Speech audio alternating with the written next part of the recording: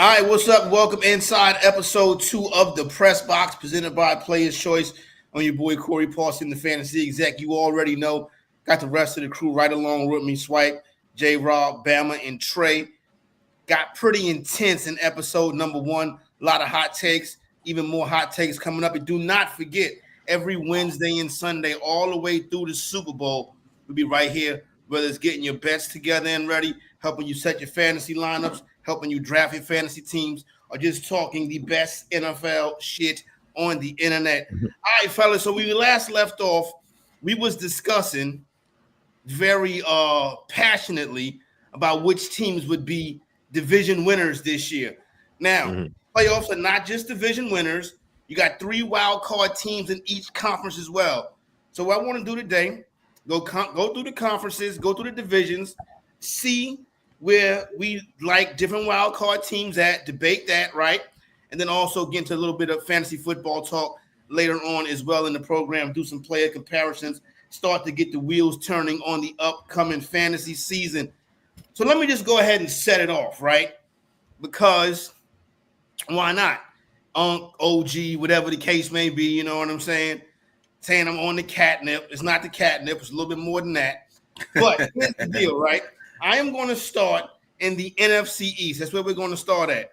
Most of the homies think that the Dallas Cowboys are going to be out of it. They like the Philadelphia Eagles and Washington Commanders. The Eagles as the division champions, the Commanders as a potential wild card team. I look at it differently. I think late in the season when the Cowboys and the Commanders meet, the final wild card spot in the NFC will be on the line, and the Dallas Cowboys will be the 7th seed in the NFC. There'll be a 10-7 7 seed. They will take the final wild card spot from the Washington Commanders. That's how I see the season ending in the NFC. The 7th seed Trey going to the Dallas Cowboys. What do you think? Is there any other wild card teams in the NFC East? Or the Commanders a wild card team? Or do you think, oh, you crazy, the Cowboys ain't a wild card team? Well, I see the schedule, y'all. So the last stretch of their schedule from week 11 on, they play Vegas after the bye. Then they're going to run into Philadelphia. They got Kansas City, Detroit, Minnesota, the Chargers, Commanders, and New York. And it sets it up right there. Okay, I'm gonna just start real quick. I'm gonna just let the chat know, man. I know I'm a Dolphins fan. I know I be hollering this Tua shit. But once upon a time, J-Rob, my brother, he know this. I was a long time diehard Dallas Cowboy fan. Right? Yeah. The reason why I got up out of that abusive relationship with my husband, aka Jerry Jones, they don't want to win. That franchise don't want to win. A lot of people don't know this about Dallas. Jerry World is open year round. They had Taylor Swift concerts, all different other type of things of that. And I think ever since Jerry Jones got rid of Jimmy Johnson, that was the last time the Cowboys actually want to win championships. All of that stuff you said, it is a possibility, but that's for a team that really wants to win and make it to the playoffs and possibly make it to the Super Bowl. If it comes down to any type of adversity to where them boys will have to hunker down to win those crucial games, it's not going to happen. We have seen this story over and over and over again.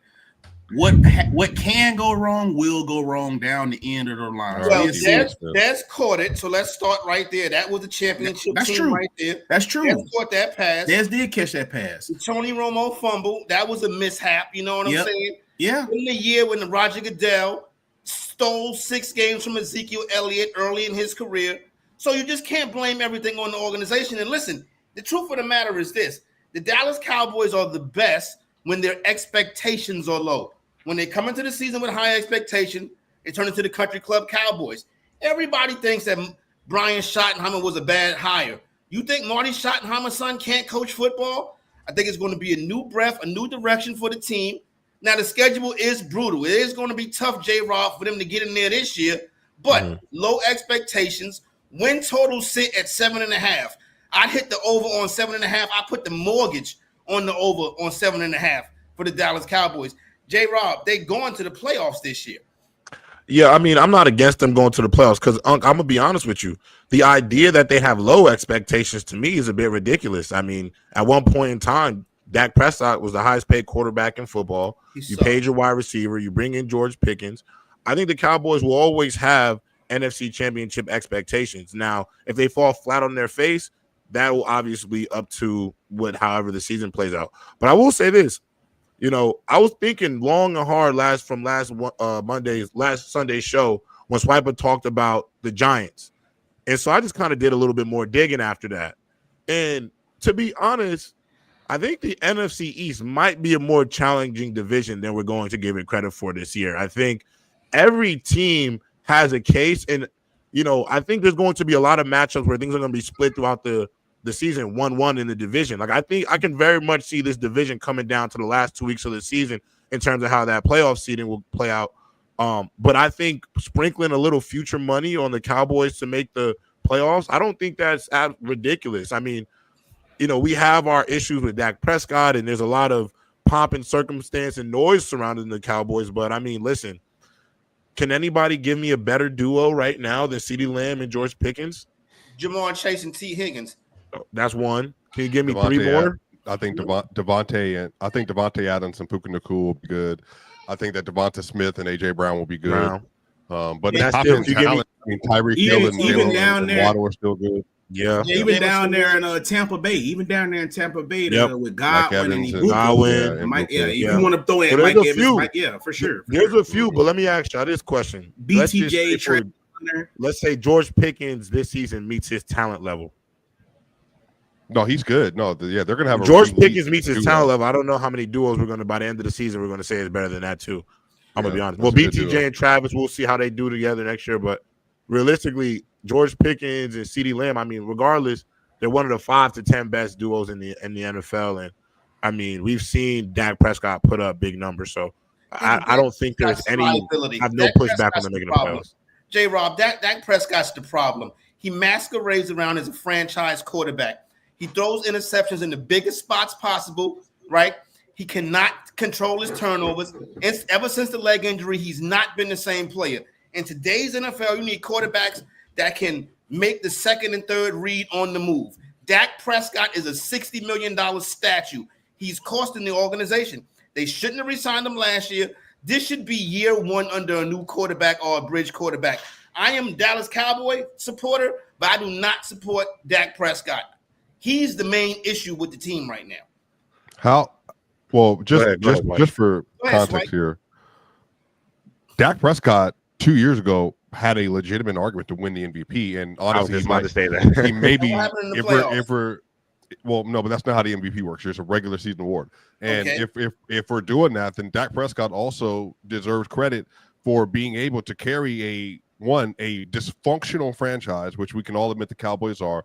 Jerry Jones, even as of yesterday, put his foot in his mouth and said out loud that the reason why he has hesitation to pay Micah Parsons, who I think is one of the 6 best defenders in the sport, is because he's worried that he's not going to be here, given that he missed 6 games with an injury. Dak Prescott, I think, has been able to make a tumultuous situation with a tumultuous ownership, and I would say mid to bad coaching in Mike McCarthy look a lot better than it is. The offensive line's been in flux. They don't have a running game. Javonte Williams, who's one of the most ineffective runners of the football for the Denver Broncos, mind you, a top 2 run offensive line last year. That's what they gave him. I actually think Dak Prescott does really good within the situation that he's in. Now, if you're asking me, is he Joe Burrow? Is he Patrick Mahomes? Is he Lamar Jackson? Is he Josh Allen? I would say no. But relative to the rest of the league, he shows up every year. He performs. He's durable outside of, I think, a couple really freak injuries. Yeah, I think what happened to him are like freak injuries. I think he's been durable for a majority of his career. And on top of that, to work within the Jerry Jones scheme the way you have to, he gets paid handsomely to do that. That whole thing is a mess. I legitimately think Dak Prescott has proven to be one of the better quarterbacks in the league, but he has his flaws. I think that, like, J-Rob and Trey, when you start comparing them to who are the replacement players you can replace them with, I mean, you're going to get the Jaden McDaniels, maybe Jalen Hurts, and maybe, I don't know, maybe you think Brock Purdy, Corey, but really that's like 10 established quarterbacks. The thing is, though, the Dallas Cowboys wouldn't trade Dak Prescott 1-for-1 for Jared Goff. You get what I'm saying? Like my issue when we talk about like they shouldn't have paid a guy, we act like quarterbacks are like it's easy to pick a quarterback and have a guy. You got to get lucky a little bit in that search. It is a crapshoot.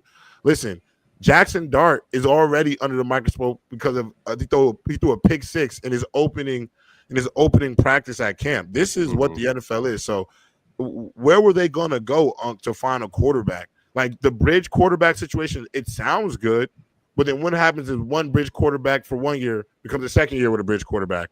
And then you draft a guy, and he's not good. And you go, next thing you know, you blink, it's 4 years, you haven't had a quarterback. They had Cooper Rush, who many would say last year was the best backup quarterback in the league. They went out and got Joe Milton coming into this year. If they would have tanked last year, don't pay that, trade him to the Raiders, tank last year, then draft a quarterback this year, Trey, and they've been developing a rookie quarterback now that's more like today's NFL. I don't care if it's Jalen Milroe or whoever the case may be. Dak Prescott is not the kind of quarterback that succeeds in today's NFL, right? How many quarterbacks are succeeding in today's NFL, in your opinion? Exactly. Well, let me get Trey right here. Go ahead. Man, I don't know. I feel like to say that you would tank with Dak Prescott as your quarterback, I feel like that's a little bit of an over-exaggeration. I don't think he's that bad of a quarterback to the point where I would want to tank with him as my starting quarterback. I believe he is a starting quarterback. He's a quarterback you could definitely win with, and the Dallas Cowboys definitely have a winning roster. They definitely have a winning team. I think with the Cowboys, it comes down to more of the organizational things. I feel like there's a lot of drama within that team. I mean, they are America's team too. So I feel like there's a lot of things that are holding them back from really seeing their full potential that is just besides players on the roster. But I do think that Dak Prescott is for sure a winnable quarterback. He's not a quarterback that you would want to tank with at all. I mean, I don't agree with that. I don't think it's all about this team ain't been to the NFC Championship game in 25 years. This don't make no sense. Huh? But how many teams are going to their conference championships? Games does Dak Prescott come out and are you a Micah Parsons fan? Yeah, I'm a Micah Parsons fan. 2 years What did ago, Micah Parsons do? What did Micah Parsons do when he threw an interception right after the national anthem? So Micah Parsons, then let's do that. Let's go back to 2 years ago. Down the stretch of that season, when he played versus the Packers, where was Micah Parsons at all? I mean, since we're pointing fingers, where was Micah? They all collapsed that game. That's the game that broke the organization. So that's not fair. That's not fair though. No. I was just saying, just to rebuttal what you're saying. That's not fair though, because they use Micah Parsons in ways they shouldn't. They have him playing out of position. When you have a chance and you let Micah Parsons pass rush, he's one of the greatest players in the NFL. But when you got him trying to run stop and have him playing out of position, so play outside linebacker, Bama. Come on, Bama. But still, that's what you draft him as, and that's what you got the most production up out of him doing is the TJ Watt role. That's pretty much what Micah Parsons has excelled at, and that's what he was great at. When you start using him like he's Myles Garrett or one of them DNs that can sit up, run stuff and stuff, that's where you lose his magic right there. Like that's just playing him. That's just irresponsible. He's 240 pounds, first off. So it's not like, I mean, he can do it, but I mean, because he has freakish strength. But throughout the whole course of a game, to expect him to stop the run and get a great pass rush, that's not being realistic. So a part of Micah Parsons' struggles is just him getting played out of place, and that goes back to bad coaching because only coaches that are part of the Cowboys are yes men. Because Jerry Jones don't want no type of but Bama, the reality is he just won the coach of the year last year. Dan Quinn, he was the Cowboys defensive coordinator. He was the one that had them having all the turnovers. He was the one who orchestrated that. He was the one who took the Commanders to the NFC Championship game last year. So we can't blame the coach. And listen, I love Micah Parsons. There is a defense fell organizationally, but a lot of it stems back to the quarterback. The quarterback don't win big games. What's Dak Prescott got to do with stopping Jordan Love and them? That was why they lost. They got throttled. Yeah, and Bama. Where was Trayvon Diggs that game? Yeah, facts. I was gonna say we got to point the finger at some other things too. And then honestly, Bama, when it comes to Michael Parsons, I mean, yeah, he might be out of position, but he's had 13 and a half, 14, and 12 sacks over the last 3 years with his hands in the dirt. So the reality is, at some point, he has to either get better at setting the edge because the scheme and the tape against him is he's obviously a game wrecker in the pass rush, but you can run to his side because that is what you can exploit because he doesn't set the edge. at a high level. But the truth is, with his hand in the dirt, he's a double-digit sacks a year guy. And so there's things that he's going to have to figure out. And look, we've seen undersized edge rushers succeed. Example, Von Miller. So, Dak gets a lot of the blame. I'm not the highest on Dak, but I do look at the Cowboys as a whole, and I don't think, especially last season, I truly don't believe it was the most advantageous situation, especially with the lack of run game, the way their defense performed. And Dak Prescott is just not a Joe Burrow, Lamar, Josh, or he's nowhere near Patrick that. Mahomes who can elevate a team outside of their deficiencies. There's really only about 4 or 5 guys in the NFL who can elevate a team despite lacking in many areas. There's not many guys. I would take. Let's go around the horn on this one right here. I would take Jordan Love over Dak. I would take C.J. Stroud over Dak. I would take an old Matthew Stafford over Dak. I would even experiment with J.J. McCarthy. No, not without the coach. Not without the coach. I would take Kyler Murray over Dak. So Dak to me is around the same area as Brock Purdy and Justin Herbert, and most people would take Justin Herbert over Dak. Did I miss anything? I mean, you ranked a bunch of guys in his tier, so yeah. If that's how you feel, I'm not going to really argue those guys you said. I mean, yeah. Nobody. But the JJ McCarthy thing is a little outlandish. Okay, but yeah, everything else, okay. I'm there. JJ McCarthy is very outlandish. Let's watch him play some football first, and I would please. take Bo Nix over Dak Prescott too. And I think we all agree you would take Bo Nix over Dak Prescott. I think that's very crazy to say too. No, I think that's very crazy. We all agree with that. Yeah, I like Bo Nix a lot, but I don't want to drink the Kool-Aid yet. He's still got to play more ball. Way too much credit. He had a better year. Well, Dak Prescott was hurt most of the year last year. I would be more. If I'm a Dallas Cowboy fan, if I knew that I had if you had to ask me for the next 3 seasons, who would I rather have, Dak Prescott or Bo Nix? I would easily say Bo Nix. Well, he's a rookie quarterback. I'm about to say, but you could just use the argument for you. Yeah, come on, man. And he also has Sean Payton. I think that's the other issue too. Like Dak doesn't have Sean Payton. No, Dak better doesn't have defense. a functional, way better defense, way better offensive line, and at this point, a better run game. Honestly, the only thing Dak has on the Broncos is wide CeeDee Lamb and talent. George Pickens. Yeah, I mean that's literally it. He has nothing else to his advantage. But to the point we're talking about the NFC East, I think them making the playoffs, y'all, is going to be extremely difficult this year. I think that the NFC East is definitively going through the Eagles. Apparently, there's people that are reticent about the Eagles. They don't believe that the next year for them is going to be great simply because they've lost a few people. Look, Cooper DeJean and Quinyon Mitchell are dogs. And then they add on top of the DPOI, Bama, Trey, Rob, Corey, Jihad Campbell is coming into the building. Yep. Then Jalen Carter's headed to another season. For me, it is consensus. The Eagles are running the NFC next year. So it is their division and it's their conference. I think the Commanders, we had this conversation, are taking another step. I don't think that the Giants are just going to be a rollover as bad as Russell Wilson might be relative to himself. They're going to have competent quarterback play in a lot of games. They're going to have a good run game, a healthy offensive line, and a really great receiver, Malik Neighbors, and a defensive line. That's still going to be a really, really tough conference to get through, even if the Giants, I think, are not going to be a good team. But, y'all, if you go through the rest of the NFC, like how many – Corey, I want to do a lead-in. How many teams do the NFC North have? They're going to take – I got the NFC North taking 3 teams. Are the Chicago Bears going to be pushovers? Hell no, not the Chicago Bears. It's not going to be the Chicago Bears. No, but are they going to be pushovers next year with Ben Johnson? They're not going to be. I don't have the Bears being pushover, and we can transition to the NFC North. I told you I like the Vikings to win the division. I like the Lions and the Packers as wild card teams coming out of that division. Seeds 5 and 6. So you got my whole crew right there. The Vikings, the Lions, and the Cowboys are the 3 wild card teams in the NFC. So that's how I look at it. Now, how you have no NFC South teams? They the division champion. That's it. So it's the Okay. Tampa Bay The West, all I got from the West is a division champion. All I got from the South is a division champion. That's it.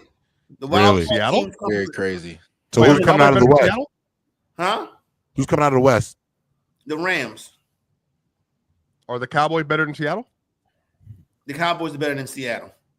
You sure? pound for pound, the Cowboys are better. Who the Seahawks quarterback? Now I'm not. Now I understand. I just somebody who just said you would take J.J. McCarthy over Dak Prescott. You're asking about who's the quarterback. Yeah, but it's not. It's not. Dak Prescott ain't the Seahawks quarterback. He's not going to be that bad. He's not Sam Darnold. He's not a player like that. So how many? So you don't think there can be multiple 10-win teams in the South or in the West? No, there's not a 10-win team. There's a 10. The division champion is the only team that's coming out the South. The Rams are probably a 10-win team in the West. So what about the 49ers? They're not coming out of the West? No, you don't got to make the playoffs. The 49ers are not a playoff team. They weren't a playoff team last year. They won't be a playoff team this year. I can agree with that. So Michael Williams and Nick Bosa are healthy up front. Their DBs are healthy again. Their offense is better. CMC plays the whole year. They got IU back. Pearsall's back. Ricky Pearsall's there. He got over a gunshot last year. I don't know if people know this. So, he wasn't 100%, obviously. So are we really acting like George Kittle's the best tight end in football? Juwan Jennings, any of these guys? The real question mark is Brandon Ayuk. I think hopefully they don't rush him to come back because four is with their receiving core. Because I'm going to keep it a bean with you. Four is with Ricky Pearsall and Juwan Jennings. I'm not buying them for his receiving weapons to get them over the top. I think Ayuk has to be there in order to stretch the field deep and, his route running because he's a phenomenal route runner. So I think he has to be there. How healthy is a question mark. I hope they really don't rush him back, but maybe.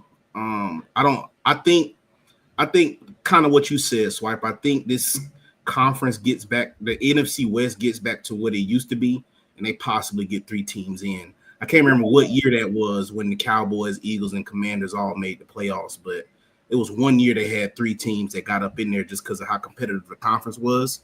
So I think it could be a similar year. Not the Cowboys this time. I got Eagles, Commanders, and Giants all making the playoffs. You got the Giants making the playoffs. Yeah, and I think that pass rush is something ridiculous this year. And as well as Russell Wilson, I think he's not like the old Russ, but I think him as a game manager might get them to the playoffs. Tracy, I think, and Malik Neighbors, like he's a phenomenal receiver. And that's what they do. I feel like Jalen Hyatt takes a step up this year. I'll be curious to see. I think there's the weapons there in New York. Well, what about the Giants DBs? I feel like the Giants secondary is very questionable as well, though. I mean, I'm mad at that. The Giants organizational structure. Daboll does not know what he's doing. The GM don't know what he's doing. They got Russell Wilson. They was trying to get Aaron Rodgers. Malik Neighbors had 170 targets last year and caught 105 passes. Can somebody get the football in his vicinity? No, Daboll doesn't know what he's doing. They go out and bring. I think they was a really good coach. Brian Daboll took Daniel Jones and the Giants to the 15 touchdowns that year. I think playoff. That was 2 years ago with Saquon Barkley in the backfield. 3. New York Giants start this year at Commanders, at Cowboys, home versus Chiefs, home versus Chargers. The New York Giants would be 0-4 going into October. That's not a playoff team. I'm not opposed to it. I don't think the Giants are going to be great, but I just think that the Cowboys getting in is probably – it could happen if their offense is that dynamic. I just don't trust their running game. Jaden Blue might end up being their starting running back by week 4. I don't see it happening. I don't see the Cowboys getting in over the Commanders in any world. I think the Commanders' disrespect is crazy. I feel like we're completely disregarding the team that they have and the improvements that they also made into this offseason. So to say that the Cowboys will make it in for surely as a wild card team, I think that's very crazy to say for sure. Who's the best wide receiver in NFC East? Insane, an insane idea. I think we are all in on the top 2. I got the Eagles and the Commanders getting into the playoffs. I have no reservations there, but I do think the Giants or the Cowboys have an opportunity to squeak in because at the end of the day, we don't know what we don't know. I mean, why can't the Cowboys be a team that has to win football games just by kind of like the Bengals did, have to run the score up a little bit? I mean, they got the firepower to do it. If they could have some resemblance of a running game, I mean, it can't be as bad as it was a season ago. That's how I truly feel. I just don't think it could be as bad. But it is a difficult road, and so if they don't get in, I wouldn't be surprised there. But if they did get in, it wouldn't surprise me either. So the best wide receiver in the NFC East is AJ Brown, Swipe? I think it's AJ Brown. It's AJ Brown. It's not even close. He's a top 5 receiver, easy. Interesting. It's not close. Yeah, I got baby T.O. Division. So CD is close too for me, but I just think AJ from a mix of power, like catching ability, right after the catch, high point of football, physicality is unreal. His best season and CD Lamb's best season are similar. We don't numbers watch though. That's the thing. Like I think numbers watching between receivers when they're that close. I think it's like that they were in an extremely pass heavy offense with Dak Prescott. And I'm not trying to downplay any CDs in Dak's years, but as somebody who's an avid fantasy football player, y'all better believe I remember the Dak MVP year. You know why I remember the Dak MVP year? Because I'll be winning going into Sunday Night Football. And then all of a sudden Dak down 2 touchdowns with 6 minutes left, down 3 touchdowns, 6 minutes left, stacking up touchdowns and yards. And CD was a prime beneficiary of that. I'm not saying like they're all garbage, but I think CD is an excellent receiver. He's a top 10 receiver. But I think if you look for pound, player for player, the type of skill sets they have, I think you can make an argument that for me, Justin Jefferson, Jamar Chase, AJ Brown, I would still say Tyreek Hill are probably the 4 best receivers in football. And I think that CD is right outside of that for me. I would also also AJ Brown is playing with a 2,000-yard rusher. So I mean, that is very true. But the numbers he's able to put up with the amount of targets he's getting per game, I mean, that should tell you everything you need to know. I get that. When you named those top 4 wide receivers, I would say that Puka Nacua, Brian Thomas Jr., and Nico Collins are people that very well could crack that list. I think Nico's better than CD. Just to be clear, I think Nico Collins has a chance to be wide receiver 1 this year. But I'm also very high on Nico. Say what y'all want to. My fault. I just want to say this real quick. Go ahead. Then you got it. Go ahead. People can say, "Oh, this your Bama bias." Man, you put Smitty over there, substitute for CD, he put up them same numbers, man. Devontae Smith will put up those same numbers over there. CD, they damn near the same type of receiver. CD just outweigh him a little bit more. CD just slim. You would get the same production from Devontae Smith in that offense over there with the Cowboys as you do with CD, bro. See, Devontae just so happens to be on the other side of AJ Brown, baby T.O. But for the most part, what I see from Devontae Smith, you will get the same production. So I don't know. I don't even think Devontae Smith is capable of an 1,800-yard season. Yes. I mean, honestly, go ahead. If we gonna really say how we really feel, then I mean, honestly, I think Garrett Wilson is better than CeeDee Lamb. That's not egregious. That's truly how I feel about that, and that's just based off what he's had to deal with versus his production versus quarterback play. That's all I gotta go. Rob, do you think is it the same thing in the NBA, like where we talk about like top 10 players all the time? Is there? I think there's a top 14, top 10 wide receivers list. I think there's that many receivers that have an argument. So the receivers is deep in the NFL. I will agree. I agree. And I feel like outside of the top 4, it 5 really your through opinion. 10, 5 through 15. As a matter of fact, if I did a tier 1, Bama, put those 4 I said with Tyreek, but I'm putting Nico in tier 1 with I'm not mad if you put Nico. I'm a lot more higher than Nico. Even when he had the 400-yard season, I saw what he did last year. I saw that coming because I was like, even though it's 400 yards, just look at what he did with those reps. You see what I'm saying? He looked electric. And then once he got somebody like, but can I say somebody who I think is going to sneak into that tier as well? So I got 2 risers this year at the wide receiver position. My first riser being, I think Jackson Smith and Jigba is going to have a career season for the Seahawks going into the season. I don't know if he'll be tier 1, but I think will be a 1K season, a lot of reception. I mean, he's just a dog, bro. Route runner. You can kind of line him up everywhere, run after the catch. I love his game. But my next riser, and I just feel like I saw that wide receiver top 10 list, then had Malik Neighbors on it. And the only reason I got a little upset is because did anybody not watch Brian Thomas Jr. play football a season ago? Are we going to not act like there's a guy out there who's 6'4", running a 4.3, absolutely carrying the Jaguars offense a season ago? Now we don't talk about him in these conversations. I think his year 2 leap is going to be exceptional. So J Rob, this is just one thing I got for BTJ. I love him, phenomenal athlete. But I will say I want to see how he works with Trevor Lawrence. because Matt Jones was force feeding him. Not saying that's a bad thing, but he helped with the emergence of BTJ because he was feeding him the ball. Yeah. So we really got to see, damn, dude, he got speed, he got everything. I had him on my fantasy team, man. I watched it every week. I just want to see how Trevor Lawrence utilizes BTJ in that offense. You know, I mean, look what I mean about the receiving position, y'all. It's so deep. Facts. We haven't even said Amon-Ra. We haven't said Drake London. Yeah. We haven't said Jr. Going to do Marvin Harrison Jr. And honestly, once he gets back from his off-field troubles, Rashee Rice is going to be in the combo for a lot of people. DJ Moore. DJ Moore might be there this year. Like Terry McLaurin still going to have something. Y'all forgetting Roma Dunze. Might have a bounce. Yeah. I think Jameson Williams is going to have a blow-up year too. I mean, I feel like he's a great wide receiver too. I think Jameson Williams is going to have a big year this year as well. I agree 100% on that. We would see, as a matter of fact, here's a little fantasy tip. Leave Sam Laporta, Lions tight end, on the board.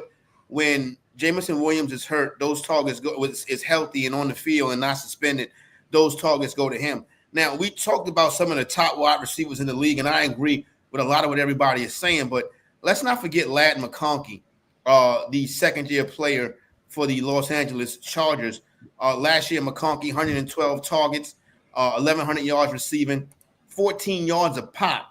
That's more yards a pop than CeeDee Lamb.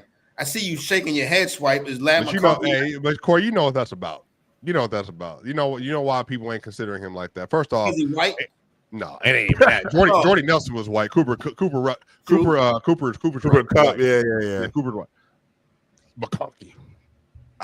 You know what I mean? If this was 1965, he might be wide receiver 1 with that name. This is 2025, and I'm picking between. No, literally, we're talking fantasy a little bit, y'all. I want y'all to hear this. Y'all realize Tyreek Hill in ADP for 10-team leagues is currently falling as low as 3rd round? They're saying that Ladd McConkey has more ADP value, and depending on where you are, than Tyreek Hill. I can see that, though. No. I can't see that. I can never see that. Honestly, I could never see that. Summer season, I don't think Ladd going to be better than Zay Flowers and Rashad Bateman. They'll never get the They'll never get the targets that Ladd will get. I can see it with Zay Flowers. I can see it with Zay Flowers. I could give you Zay Flowers. I don't know about Bateman yet. Think about it, man. But now, from a fantasy perspective, y'all, if you can get Ladd, let me see, Corey. If you can get Ladd, let me see. I'll take Ladd in the second. Yeah, they got him right now, so you could get Ladd at the turn of the second for a lot of people, or mid-second round. In the 2-3 turn. What do y'all think? Stephon Diggs is going to do? There's a lot of receivers, man. Diggs is back. It's just a thing. He aging. He coming off a knee. He aging and coming off a knee injury. Normally, when them boys get them knee injuries up in their 30s, it's hard for me just to think that. I get it. Sports medicine has advanced a little bit further than what it used to be, but I'm just keeping it real, J. Rob. Like he up in his 30s, bro. Like he's towards the end of the desert. I see Stephon Diggs having a crazy year. Yeah, me too. Football's not important to Stephon Diggs. If he plays 10, I put his over/under on games played at 10 and a half. I hate that. I'm not buying Stephon Diggs as a serious football player. Why is football not important to Stephon I'm not going to let him. I'm not going to allow you to do that because we cannot allow people's personal lives and what they do in their free time determine their dedication to the game. What we do on the field, J-Rob? Just because you saw him courtside at a Knicks playoff game last year with the Texans, because he was on a boat giving out fun dip to some pretty girls, that does not mean he does not care about football. No, at the end of the day, he got hurt. He got hurt. What about? He got hurt after. He averaged 10 yards. Hold on. Right, but he got hurt. He got hurt about week 8, week 9, right? Yeah, after Nico went down, Corey, right? He became a wide receiver 1 in fantasy, I think, for 2 weeks. 2 weeks, and then he got hurt. Yeah, he got hurt next. He's already cleared to play. So if he's cleared to play less than a year out from when that injury occurred, you don't get that. Doesn't happen because you weren't dedicated to football. He loves football for sure. I mean, find that I don't want to put that on him because what did you say? He dating Cardi B. Why did Buffalo get rid? No, I'm not saying there's nothing to do with that broad. I'm saying why did Buffalo get rid of him? You look at his last year in Buffalo. That was the drama. He had that was drama. Targets. That's yeah, but that was more in-house disagreements. That wasn't because he wasn't a good football player. to 11 say yards a catch for that type of for a wide receiver that make that kind of money, that's Christian McCaffrey. Christian McCaffrey averaged 10 yards a catch in his best seasons. You can't be an elite wide receiver and play 17 games. You talking about last year? Targets from an MVP candidate and average 11 yards a pop. And you What mean you talking about? this guy Which year takes is he talking football about? seriously? Stephon Diggs is a clown. Hold on. Okay. I don't know where the personal attack came from. It's not a personal attack. It's a personal attack for sure. You called him a clown. That's a personal attack. But what year did he say he averaged 10 yards of reception? The year his last year in Buffalo, he had 160 targets from an MVP candidate, 107 catches, right? You got to do better than that amount of targets. But they were like and he had 11 yards a pop. Yeah, but I'm saying there was the way that they were running the offense that last season, and that's one of the reasons he was so upset is the way the offense was running and what Diggs wanted relative to what he was actually getting. So then he leaves because of him and Josh having disagreements and over the money stuff. He goes on a prove-it deal to the Texans, and the Texans, I'm not sure if people remember this, their offensive line was so horrible. CJ Stroud couldn't get him the ball down the field because they had to do quick routes. Because there's no way to block for 4 seconds in an offense. And then when Nico went down, then he took over for a little bit, but that was still like, it was just not the same. So I think that if you tell me in a Drake May situation, improved offensive line, much improved run game, I think they got the better of the Ohio State running backs back up in the system too. I agree with that. I think he could have a lot better year if he's healthy, for sure. For sure. I don't think his year in Houston was even honestly that bad. I mean, 47 receptions for almost 500 yards with 3 touchdowns. I mean, that's not a horrible year. That's not a horrible year at all. I mean, if this is not Stephon Diggs and we're looking at this like a different receiver, I mean, I don't think we're looking at this as a bad year at all. And to say that he's not locked in or he's not prioritizing football is crazy. I mean, I don't know if this is because of the videos that came out of him on the yacht or whatever, but Stephon Diggs has probably been doing this the last 9 years of his career. This is just a one time and got clipped and posted on social media, and now everyone's making a big deal about it. I mean, Stephon Diggs, we know him as a player. He's a great receiver. Let's not get too carried away here. I think Stephon Diggs is still always a top 10 receiver, especially now. I think he on the backside of his career. Bama, for fantasy purposes, Bama, would you rather have Cortland Sutton or Stephon Diggs? Oh, Bama, I mean, last year I would have definitely took Stephon Diggs, but like I said, the whole thing with what I said was, I just think after the knee injury, him being on the other side of 30 after the knee injury, I'm weary of that. No, Bama. This is a Cortland. It's obviously Cortland. Cortland don't get no love, bro. Cortland is a dog, bro. I don't think people understand about J-Rob. You check that live and in person, J-Rob. Cortland is a lot better receiver than what people give him credit for, bro. Like, so J-Rob, by the way, just for context, I want everybody to know. So J-Rob, last year for Cortland Sutton. So from is this internet going on? That'd be. There we go. You got you now. I think that's his internet, baby. All right, J-Rob. Oh, you bet, J-Rob. So from I've guarded Cortland Sutton in real life, like in live in real life. So yeah, he's a dog. So, I just wanted to hear you say it. I didn't want you to be on the fence. Just say it. Say what you want to say, what you mean to say, brother. But yeah, I've seen it. I've seen that monster in real life, brother. That's a dog right there.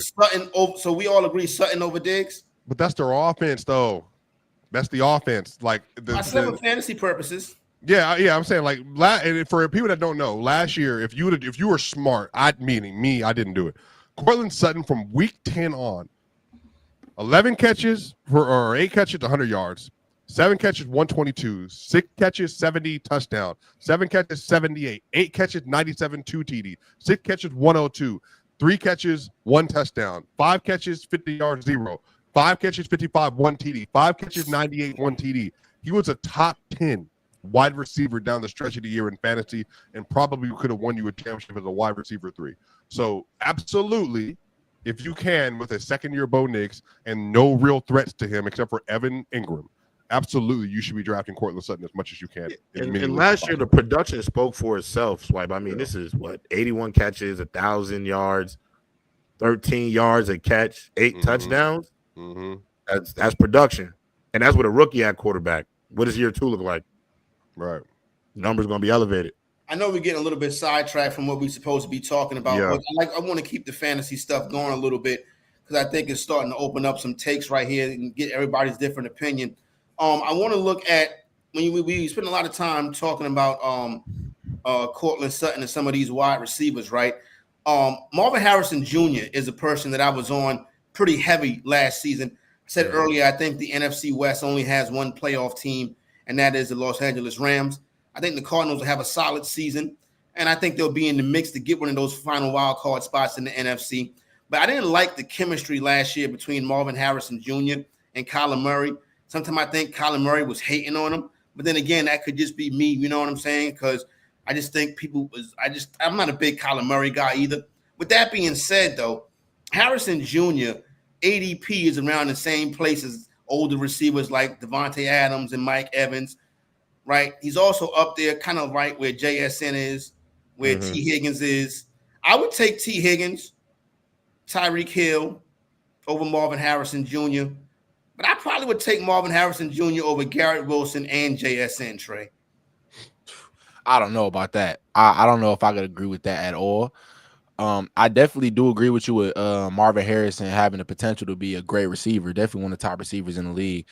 I know that he was definitely had the highest percentage of getting open, one of the highest percentages of getting open in the league. I also could agree with you with Kyler Murray possibly feeling some type. I don't know if he's feeling some type of way, but I definitely think those targets to Marvin Harrison should have went up. I think sometimes the ball got forced to Trey McBride a little bit. And I do also think that resolves in the offensive coordinator not coordinating for Marvin Harrison as much either. I mean, their coordinator, this is his first offensive coordinator job that he's ever had. So we got to take that into account as well. But I don't agree with him being better than JSN or Garrett Wilson at all. I mean, Garrett Wilson, he's definitely one of the top young receivers in the league. You know, he's shown to us what he can do more than Marvin Harrison has showed us so far. So I don't want to jump the gun on that. And I also at Ohio State. Didn't they play at Ohio? Wasn't they together at Ohio State, JSN and Marvin Harrison Jr.? Brief stint. Yeah. Who'd you say? Ohio State is a wide receiver factory. Swipe, where you going with those? What do you think about Marvin Harrison Jr. this year in comparison to the guys around his ADP? I think we both would agree that Higgins and Hill go over him. What about Garrett Wilson and JSN? And what about the older receivers like Evans and Adams? So if you look at Fantasy Pros ADP for a half PPR scoring, which is like standard scoring, not standard as in point scoring, but that's probably the standard. When I reference scoring for everybody, I'll usually go half PPR. That's just a good interplay between some of you play standard, some of you play full PPR. Right now, they're telling you that Marvin Harris's ADP is going to be basically a lower end wide receiver 2. So going right before him is Terry McLaurin and Devontae Adams, and then right after Mike Evans, DJ Moore. I think that's a fair place for him to be. The arguments that I would push back against. So right now they have at the end, I'm going into the third round. So top of the third, they're saying DK Metcalf and Cortland Sutton.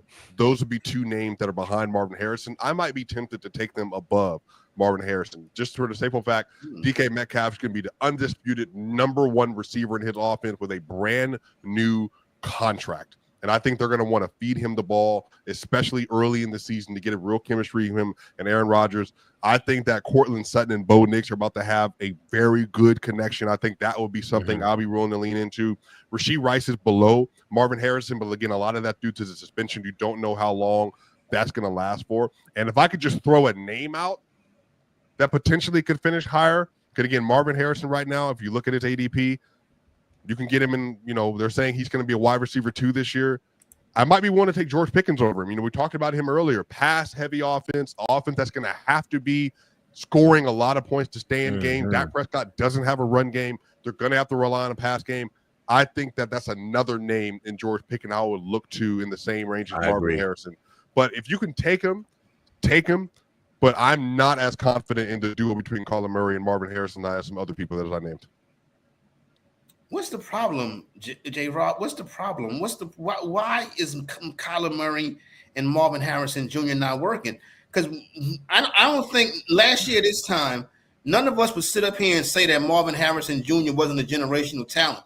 This was a wide receiver that could have gone 1-1. For Christ's sake, Marvin Harrison's rookie. Can I say this? But can I just say this? He was a rookie, and did it really not work? Is 800 almost 900 yards and 8 touchdowns your rookie year didn't work as a rookie? Like sometimes, and I think especially in this new generation of football, I remember the football when we were younger, guys actually got a chance to get a year or two under their belt before we started having judgments and came to conclusions. Marvin Harrison, I don't think there was a level of like beef between him and Kyler Murray. I just feel like there's going to take time getting on the same page.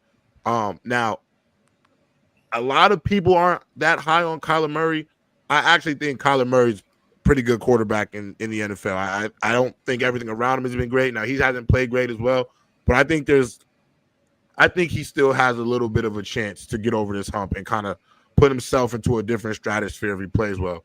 But I think the idea that Marvin Harrison didn't work because he didn't have 1,000 yards as a rookie, but he gave you almost 900, I think that's a little bit unfair. I wouldn't have came into if you'd have told me when the season started last year that rookie wide receiver Ladd McConkey was going to have a better year than Marvin Harrison Jr., I'd have laughed you out the room. So all I'm saying, Bama, is there's a disconnect somewhere between the talent and the usage. Am I correct by saying that? So this is what I think. Somebody in the comments said it, even though I'm 5'5", 5'6". But the whole caveat behind being a shorter quarterback is a lot of the routes that you have to throw, you got to pretty much just have faith that they are going to be where you throwing the ball to, because you can't really see it. Because just based off of how tall you are, like those tall quarterbacks, they looking over the O-line, they kind of looking downfield, like they see everything, they see more of the field. The thing about it, when you short, that's why guys like Drew Brees is so special. You kind of got to throw the ball on faith, because now you're looking up at everything. You got arms and stuff, all that in the way. So a lot of times I think Kyler struggles is because he just can't see that shit. And I don't believe he really trusts his anticipation in his arm to throw those passes of what it really takes to get those guys the ball. That's why Trey McBride can get 15 catches in one game, because he runs a lot of routes that a shorter quarterback can see. Outside, the outs, the banana routes, like you can see those quick things because they right over there. Necessarily the post, the digs, the drags, the stuff that Maserati Marv is going to need in order to get him flowing, what made him a household name at Ohio State. Shorter quarterbacks really don't have a lot of faith in throwing those passes. That's why a lot of the routes are outside in the intermediate range, because those are a lot of things that they can really see and just throw the ball with confidence. So I really feel, I mean, even when you go back, you remember when D-Hop was wide open, and the first thing he had to go back to the sideline and say, hey, what you looking at? What you ain't like that look? You know what I mean? And then what happened? Kyler Murray throws a post in cover 3. All my football heads know that you never supposed to throw a post in cover 3. Luckily, D-Hop is D-Hop, and he came up with it. But it's like, hey, bro, what you doing? Like, are you?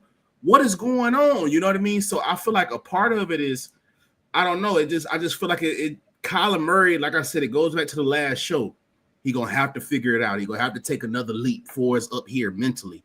He needs to take that next leap, or we might be looking at the next backup.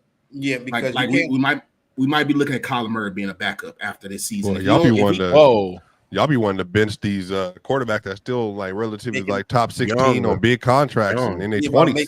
But Swipe, $45 million a year. But what I'm saying is, like, how many times do we have to, like, how long must this go on before, like, how long must this go on? Them missing the playoffs, Kyler Murray starting out well and ended up bad. Like, how long must this go on until we be like, you know what, this is just who he is? Like, I mean, 10 years? Should it be 10? If you have an elite team, I would give But it. a lot of times, somebody said it in the beginning. It's not like a good quarterback is just one draft away. It's not like quarterbacks, oh, bro, they at the bus stop, hey, let me go pick up another good quarterback. Like, no, like, even though Kyler Murray isn't that good, bro, the next drop-off might be to hell. It's like the skills I think he had. deserves to be a starting quarterback in the NFL. But when you target your rookie WR1 116 times and he catches 62 passes, there's a problem there. So I think they're going to have to fix that situation. I would look for a big bounce back season for Harrison. Him and Murray have to get on the same page. I want to move over to the running back position. And Swipe, I'm gonna start with you with this one right here. You're on the clock, and you're looking at Christian McCaffrey and Bucky Irvin. I'm taking Bucky Irvin because I think Bucky Irvin is the new Christian McCaffrey.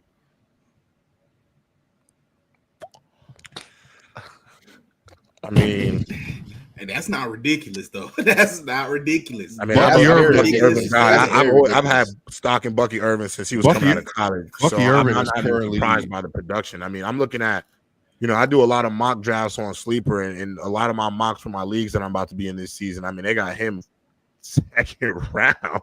I mean, the projection on him going into this season is clearly really high. He's But cold, Christian though. McCaffrey? No, Christian McCaffrey, Bucky though? Irvin is currently listed as a tier 3 running back, and he's right behind Josh Jacobs and Kyron Williams. I'm not one to do that right now. If you look at Fantasy Pros, the top 9 running backs in terms of tier: Bijan Robinson, Saquon Barkley, Jahmyr Gibbs, Ashton Genty, which would all make sense. We understand why. Derrick Henry, Christian McCaffrey, Devon Achane, Jonathan Taylor, and Josh Jacobs. That is a Christian McCaffrey tier. Bucky Irving can get there, but would I rather have Bucky Irving than Kyron Williams, James Cook? Honestly, I might rather have Bucky Irvin than Kyron Williams. It's only doing. I don't know. I'm gonna be honest. I covered the Rams a lot last year. Like probably more them and the Chargers more than any team in football. I'm a Kyron Williams fan. I mean, this is a guy who at one point I think he had the best touchdown streak in the league at one point. I think he went like 7-8 games straight with a TD. But for fantasy football, I think I might be taking Bucky. I'm gonna be honest. I mean, I think the catches out of the backfield this year. Oh no.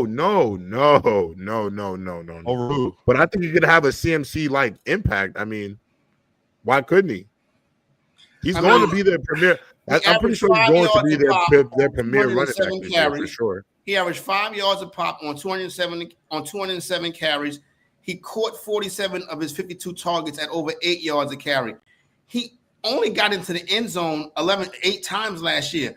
If he can push that 8 touchdowns to, because touchdowns are, that's almost luck. But you see the production is there. He don't need to touch the ball a lot to put up numbers. He catch enough passes out the backfield. If that 8 touchdowns turn to 12 touchdowns, he'll definitely have a better year than Christian. Corey, I think the realistic question for fantasy this year for both full PPR, half PPR is, would you rather have Christian McCaffrey or Devon Achane? I think that's probably the decision you're going to be looking at at the turn. I don't want neither of those guys. No, come on. I don't think Christian McCaffrey. I think Christian McCaffrey's washed up. I don't want to catch the bad year. I don't want to catch the last good year of McCaffrey. When I look at the back half of the running backs, I like Ashton Jennings. I mean, how many years is Derrick Henry going to carry the ball 300 times and not get hurt? Devon Achane, he's kind of a gadget player to me. To me, it's Bucky Irvin, a little love for McCaffrey, then it's Jonathan Taylor. What are you talking about? Over Achane? Achane was like RB2 for most of the year last year, full PPR. Like he's a monster. He is. I don't think he can hold up with all of them carries. That's why I'm glad he's a catch. He's one of the. He had 78 receptions last year. Yeah, and he catches the ball and he runs with efficiency, and he's an end zone merchant. He always finds the end zone. I mean, Devon Achane is going to be closer to RB1 than he is going to be to RB12. I can say that pretty quickly. I think the RB that's going to shock everybody and become one of the front runners is Ashton Genty. I think he emerges as one of the top running backs of this league.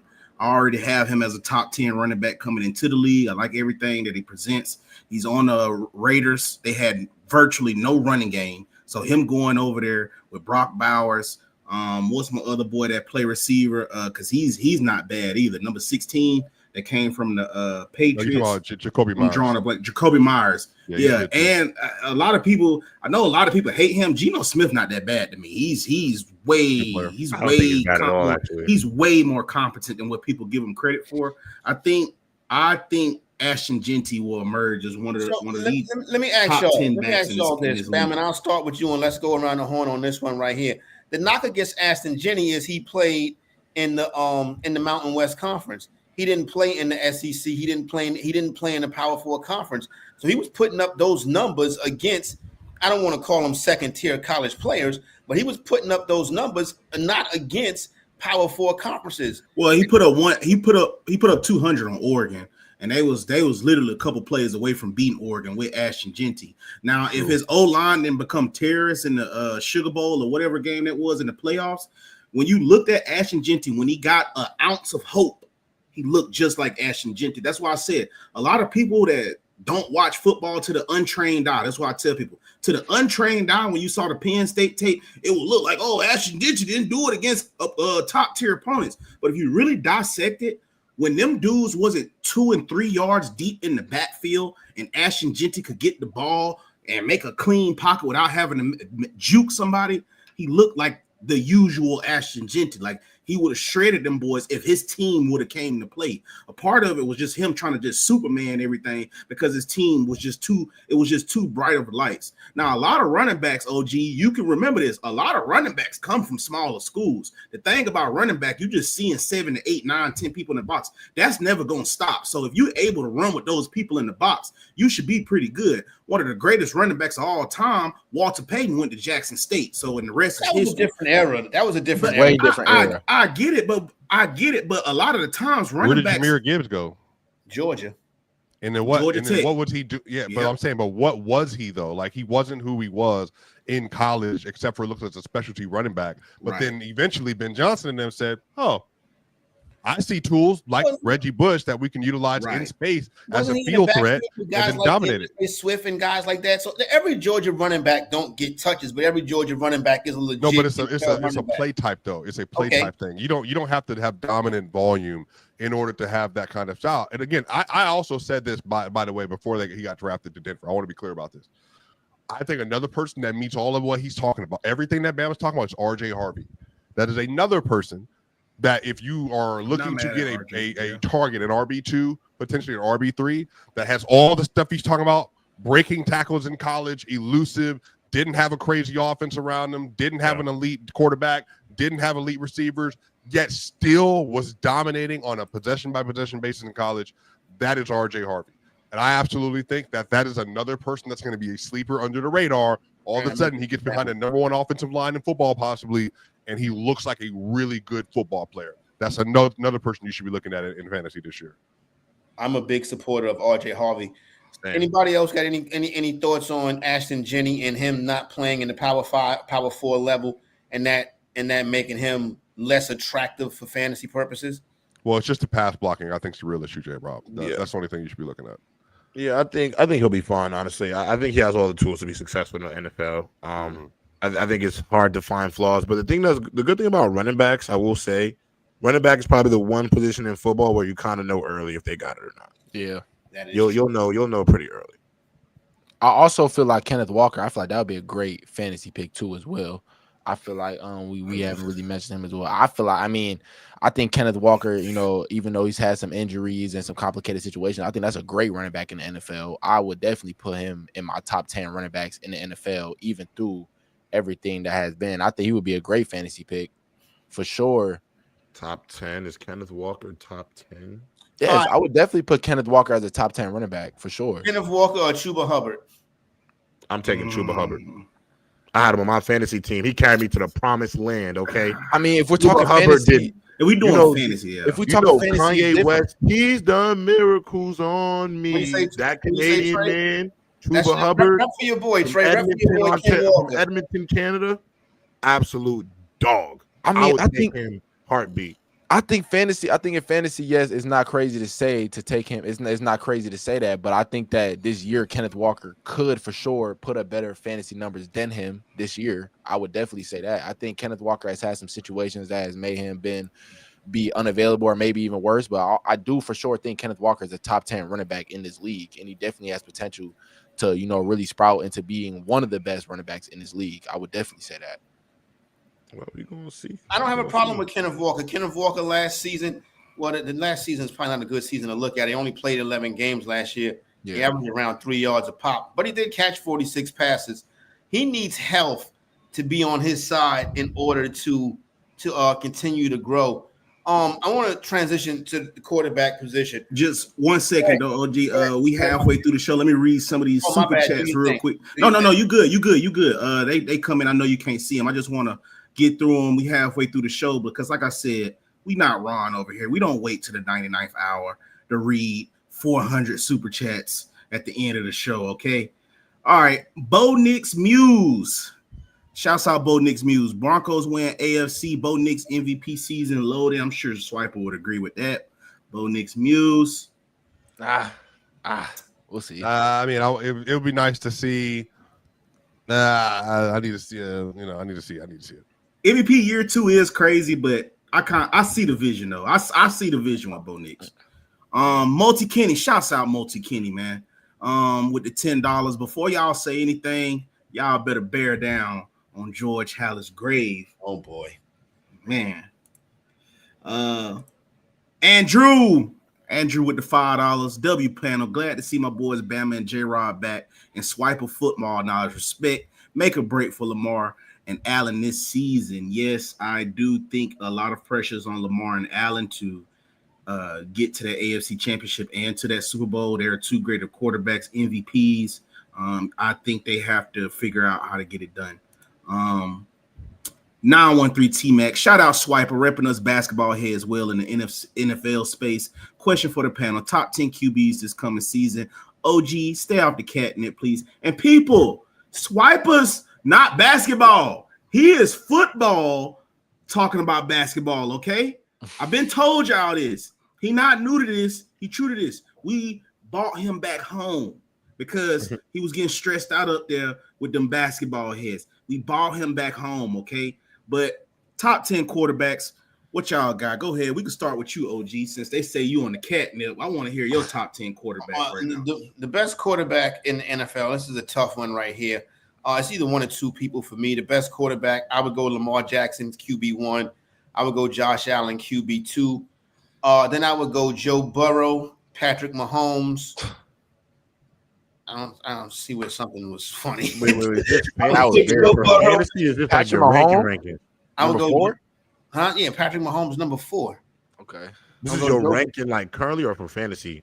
Right. No, this is currently if I was putting together an NFL franchise, if I'm listing my top 10 quarterbacks: Lamar Jackson, Josh Allen, Joe Burrow, Pat Mahomes, Jalen Hurts, Jalen Daniels.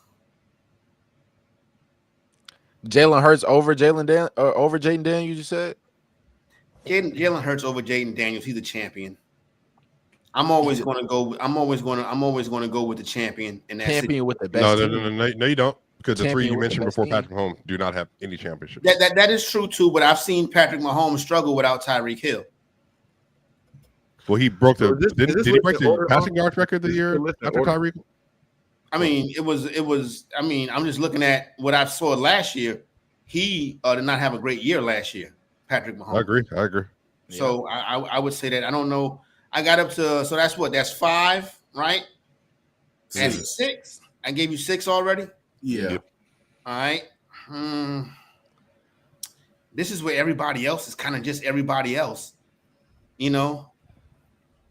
I honestly speaking, I would put Bo Nix here.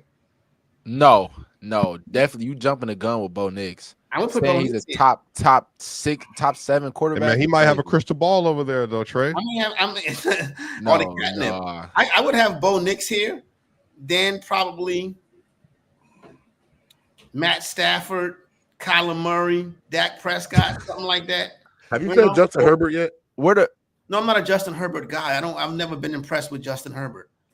I agree. Hey, I will say though, Bo Nix had a better year than TJ Stroud did his rookie year, but it is not talked about in the same degree at all. So to defend him a little bit, he did have a better year. But Bo Nix, I mean, the problem is TJ Stroud won a playoff game. That also come on. That's very important. To be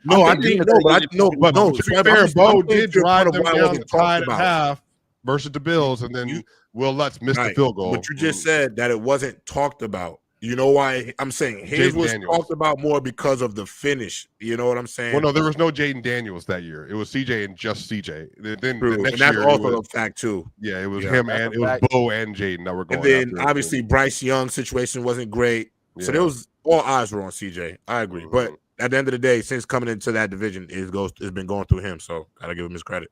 I agree.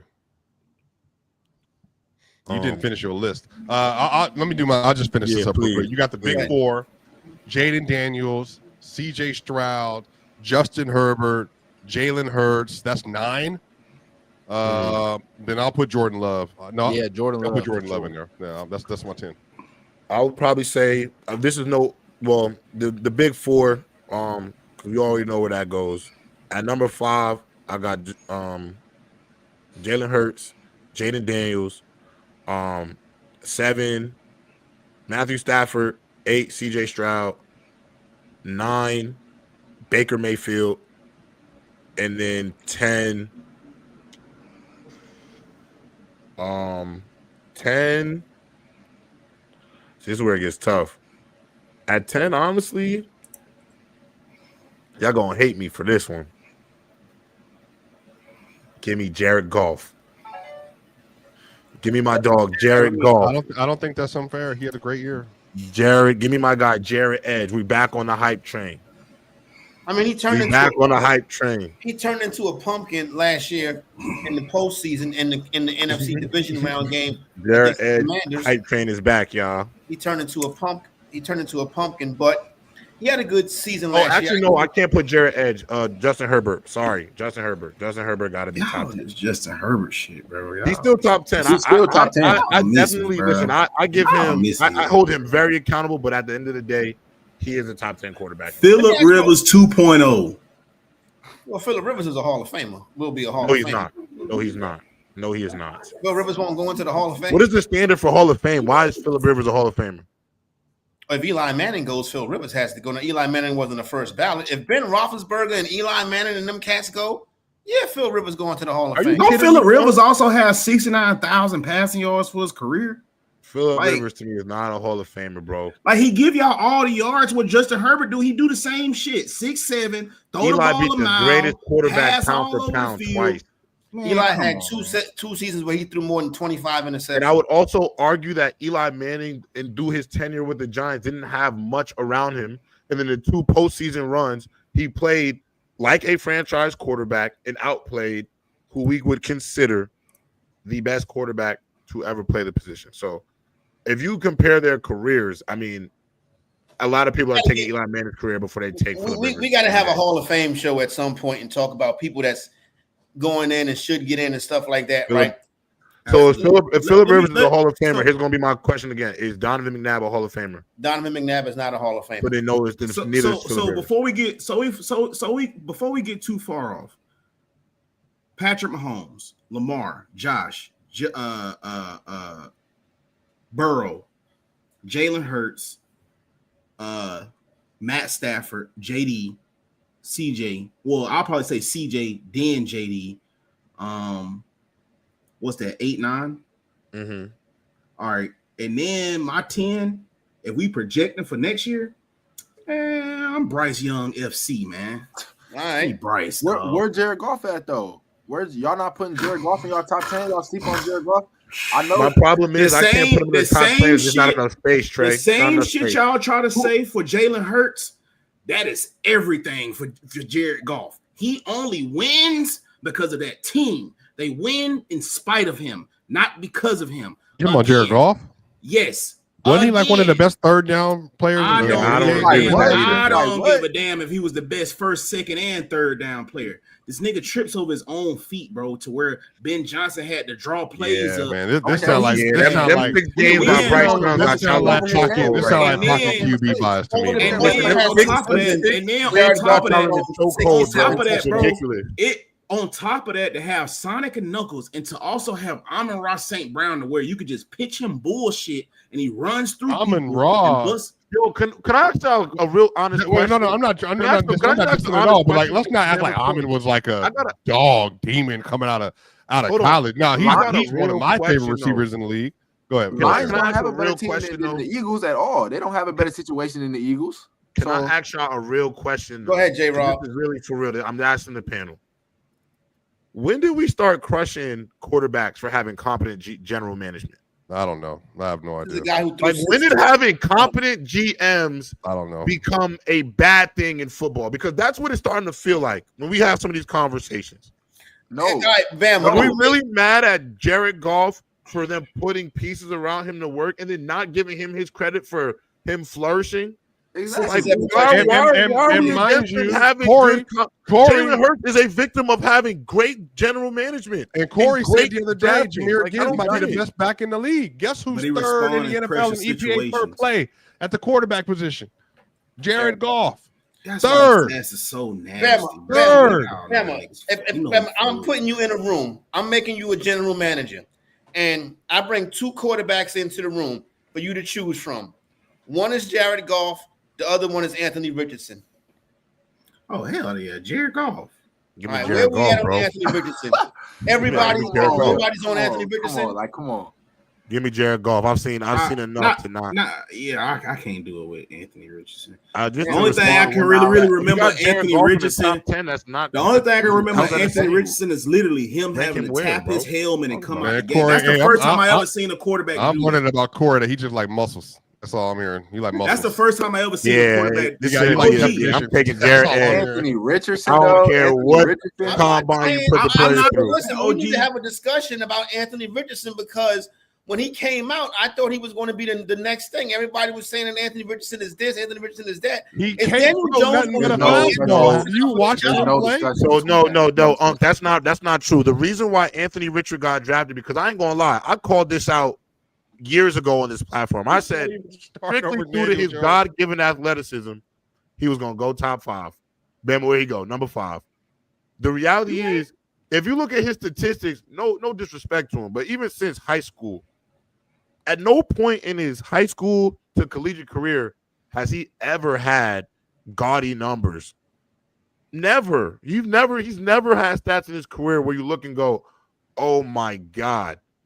A lot of his noise and grace was due to the fact that he is a 1% athlete. But let's be honest, we all know this.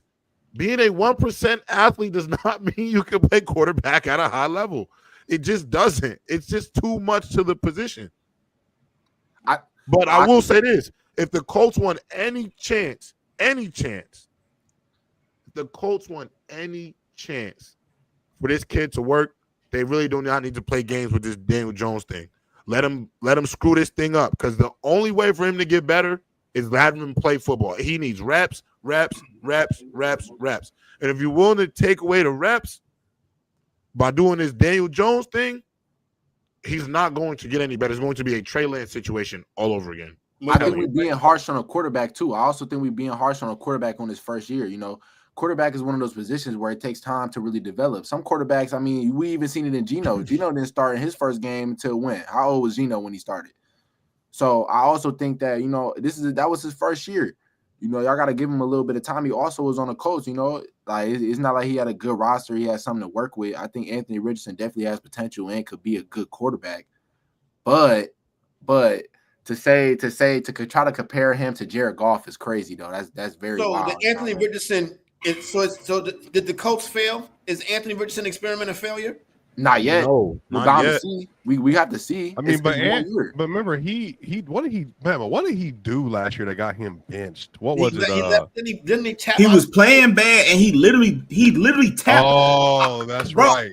That's what I've been trying to tell people, bro. No good. That's I've been no playing good, Bama. football No for world. so long, bro. Like, Bama, bro, since there's I no was, world is he since good I for was that. knee high to a grasshopper, bro. I've never seen a quarterback tap out.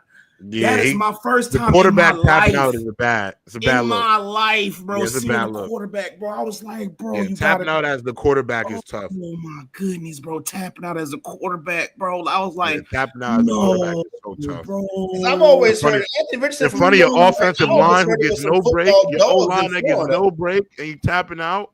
I always heard them Florida football cats was dogs, and now it's dogs. And now you mean to tell me one of them that played quarterback is tapping out? But y'all know how he was feeling. Y'all know how he was feeling back there. Stop it. Y'all know Stop how it. he was feeling back I ain't there. gonna lie. I'm not Look at trying to hear Trey that. Smoller. We would all die on the field, bro. I'm dying out there, bro. Before I tap myself on the helmet, I would throw up on the field before I'm tapping my helmet. Trey, stop. You play football right now. You tapping out? That's what I said. You play playing. tired? You playing, tapping out Trey. 'cause you tired. You I play playing, football, Trey. but I play wide receiver though. It's a Trey, different you're position. tapping out because you're tired. You get Well, back to be there with fair, the whole wide line and receiver, you trying to read the entire defense, and you can't, and you feeling how you feel. I don't know how Anthony Richardson felt out there. Trey, but as a quarterback is different though. Trey, it's late. Trey, it's late game, fourth quarter. Man, come on, you bro. had to can't do run that. 2 streaks. You tapping out? Me personally, Because you're tired? I ain't never played quarterback before, so I wouldn't know. I wouldn't know. Man, it You run more was than one quarterbacks, time. though. I played what I'm corner in saying, college. bro. I would never tap out, bro. J-Rob, it was one Stop. time junior college, bro. You so tired you can't hand the ball off, Trey? You that tired you can't hand the rock off? Field, bro. I I wouldn't mean, come stop. out, bro. You can't come Stop. out, bro. Throw up on the field, bro. Your You can't offensive come out, linemen bro. do not get a break. It is the same I'm 5 sorry, guys bro. all game. I'm They do sorry, not bro. get a break, bro. You do not tap out. You are the pinnacle of the team. When it comes to quarterbacks, they are the pinnacle of the team. I know there are those people out there who say quarterback wins and all this stuff don't matter. But when the team is winning, they always point it to the damn quarterback. He gets all the praise, all the glory. crazy. It all goes through him. He is the sun that this world and franchise revolves around. So you do not get to tap out. You do not get to tap out. This is crazy. This is cap. The quarterback I can't. ain't gonna lie. We also seen J-Rod put Ox through a wall, though. Literally. Hey, Literally. Swipe, let me holler at you right quick about some fantasy stuff. I want you If to you know, rank you know. these- I want If you you to know, rank. you know. I want you to rank these 3 wide receivers for me. How you would stack them up for fantasy purposes? Zay Flowers, Jamison Williams, and Devontae Smith. I would go Williams, Smith, Flowers.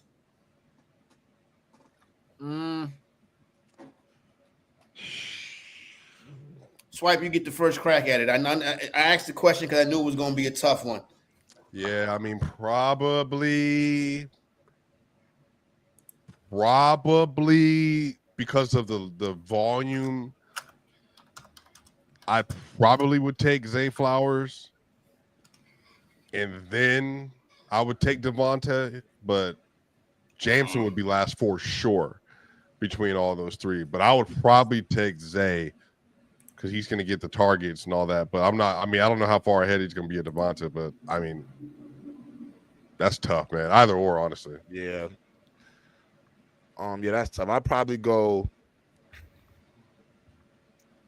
Yeah, I think if this is for fantasy, Fantasy, yeah. I would go Jameson.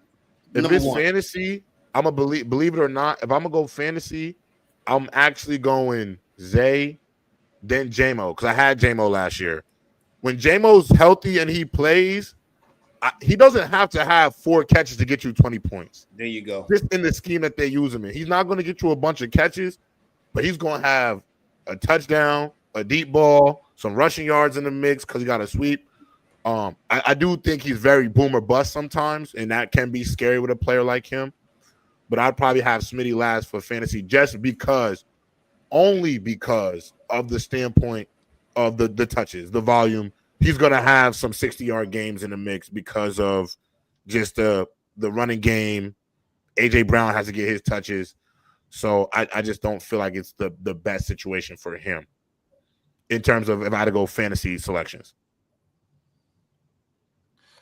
Yeah, I could agree with that. I could definitely go with Zay Flowers number 1 due to the touches, and Jameson for sure. I mean, I think Jameson gonna have a blow up year for sure. I think that with defenses coming down on Amon-Ra St. Brown more this year, I see JMO making some more plays. Also, every time JMO gets the ball, it's a big play. I mean, we seeing him on Sports Center, ESPN, seeing all his highlights, his big plays. So I definitely think he's gonna be number 2.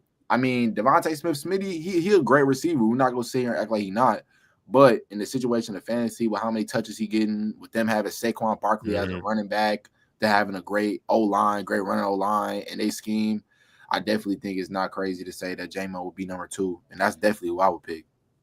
Yeah, no disrespect to Smitty, but even in fantasy right now, I would prioritize JSN before him. Yeah. The only reason why I would probably put Smitty second over J-Mo is because I think the Eagles, Jalen Hurts, I think they're gonna be out to prove people that they can pass the ball this year. You know what I mean? They already won the ring right now. So now, but Jameson got the touchdown value too. To be fair, yes, that's bro. He's He's just a big, like if we had to say somebody's a big play merchant without it being a negative context, without it being the negative context of it, J-Mo is a big play merchant. Like that is what he is designed to do within that offense. And so that's why it's like he doesn't have have to have a lot of touches to get you a lot of points. And I agree with Trey wholeheartedly. Like I do think they're going to scheme up Amon-Ra a lot more, which is going to open up this offense a lot more for a J-Mo. And two, you really can't get too close to the box to stop the run game, because if you do, J-Mo will be hitting his head on the goalpost. So I agree with that a lot, Trey, for sure. I agree with that a lot.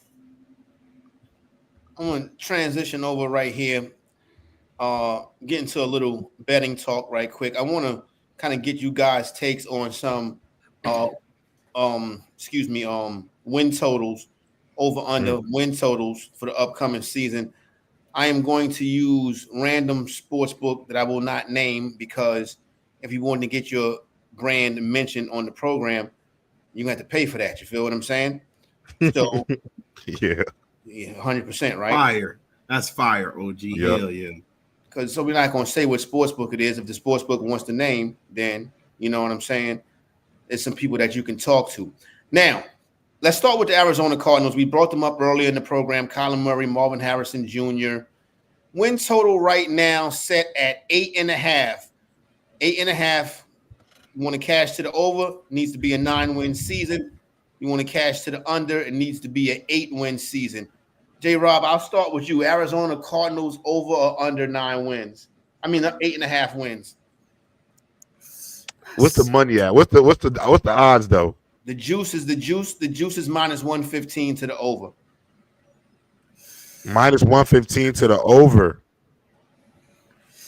Oh yeah, I'm taking the under. I got to. Yeah, I got to play with the under. Yeah, like if you would have told me, that was like plus 250, plus 100, I might have rocked with you. Minus 150, no, I'll take the under. Minus 115. Minus 115. 115. Sorry, 115. Yeah, that's what I'm saying. Which ain't bad. That's not bad, but that's better. Yeah, that's a lot better. Yeah, that's a lot better. But I'm still going to take the under. Nobody has the Cardinals as a 9-win team. No, I do. Well, we're talking about from a gambling perspective. If I'm gonna gamble on it, I'm taking the under. This year, Hold on. Man, there's no way. I got them winning maybe 6 games. I got them winning 6 games if they lucky. They can't afford that though. It don't matter what they can afford. It's about what they prepare for. I don't think they prepare for over a 9 win. In the NFL, bro, when we talking about making millions of dollars, it is what you can't afford, because you talking about owners paying people. Like, they finna start getting niggas the fuck up out of here. What you talking about, Bama? But look at their schedule though. Because like the reason why I'm saying that they have to win the 9 games, bro, because everybody damn near they can't keep affording to barely. Who's on their team? Who's on their team though? Honestly, outside of Buda Baker and Kyler and Trey McBride, they got Will Johnson, Marvin Harris. They got Will Johnson. They just drafted Will Johnson, but Will Johnson had issues in college. I feel you, but that's a generational quarterback. If he didn't no, he is not. Y'all sleep on generational. I think Will Johnson is a better cornerback than Travis Hunter. Y'all tripping about Will Johnson. Generational ain't got nothing to do with nothing. No, he is not. You know how many quarterbacks have come out in the last 6 years? That's not crazy. But I'm saying, have y'all really watched Will Johnson? Good, bro. He ain't better than J.C. Horn. He ain't better than Pat. He ain't better than Stingley. He ain't better than Sauce. If you're saying he's generational, generational over Derek Stingley. Bro, Derek came in. Right? No. Hey, hold on, Bama. Derek walked into college out of high school, and you knew he was about to be a first-round pick. Come on, bro. Man. Generational. Jalen Johnson was crazy when he was in college. Generational. He fell because of some nonsense. And Will Johnson wasn't? No, he was not generational, bro. Nah, bro. Travis Hunter is a generational talent at the position, gang. Go out here and say that Will Johnson is a generational talent. Pat was generational. Derek Stingley was generational. There's a guy named Derek Stingley who has the best ball. I think what it is, y'all like guys with the last 10 years. I think what it was that not named Travis Hunter, that 40 or whatever the case may be. I ain't tripping off that. If you J-Rob, and I'm ashamed of you. If you look at that boy technique If you look at that boy technique, bro, that It ain't boy is Pat. phenomenal. Technique has nothing to do with him being a generational corner, though. He's 6'2", J-Rob. What are you talking about? Pat What does that 6'2", mean, though? dog. Pat was a technician. Richard Sherman was 6'3". Was he a generational talent at the cornerback position? No, he was a great corner. All right, let's The get word to generational is Patrick crazy, Peterson bro. generational. Go ahead, Corey. let's get to the Atlanta Falcons win total. Then we got to clean up some super chats, and then we can close with some win total stuff. Atlanta Falcons. Let's find the true number on the Atlanta Falcons is 8.5. The 8.5 is plus 125. Over 8.5 is plus 125. Under 8.5 is minus $1.50. Who wants it first? No homo. Yo, we cannot say that. We I'm cannot sorry. say that. I'm leave me fucking alone. You too. Hey, I ain't never been politically correct. You know what I'm saying? If you come here, you're gonna get the real deal. You can't say that, guys. We In the back, 2025. my bad. Until the people in the back tell me I can't say that. Yo, son, I'm old school cat. You know what I'm saying? I'm taking the over. Somebody got to Taking win it that over. in that. Yeah, I'm taking the over in that division. You know. I'm taking the 9-1 under. team.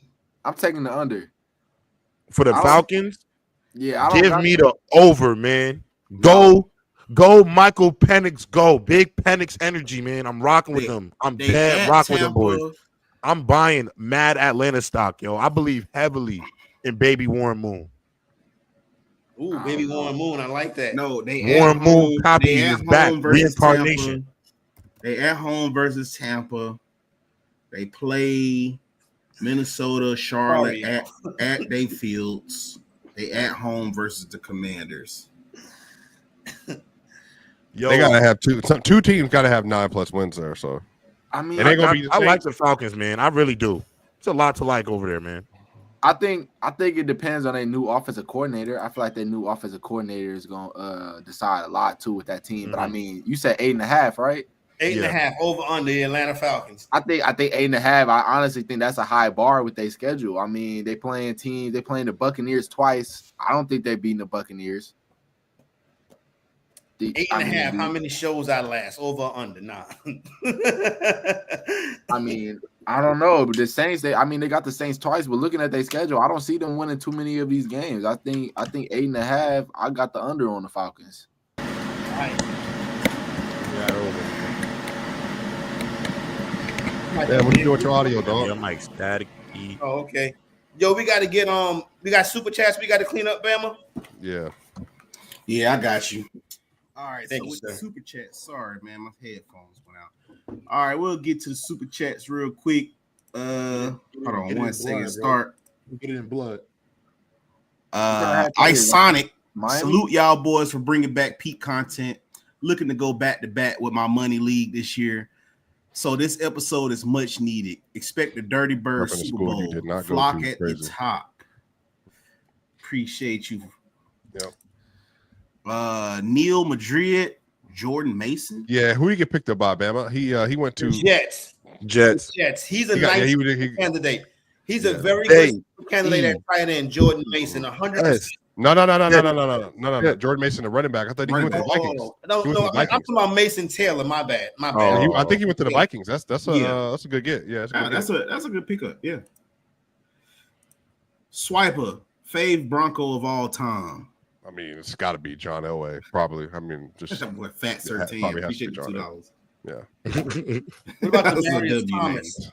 What about Demarius Thomas? I thought you was gonna say like Von Miller or like Nah, Champ favorites Bailey. though. You got to remember, I'm born in '90, so like my whole life was Oh, Shannon yeah, Sharp, yeah, Rod yeah, Smith, yeah. Terrell Davis, Ain't nothing wrong with John that. Elway. Yep. Yeah. Yep.